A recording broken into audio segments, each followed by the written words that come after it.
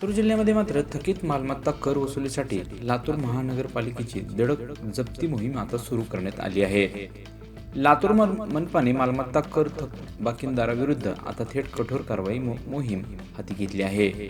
वारंवार कर सवलतीची योजना राबवूनही अनेक मालमत्ता धारकांनी त्याकडे दुर्लक्ष केल्यामुळे मनपाने वसुलीसाठी धडक मोहीम हाती घेतली आहे।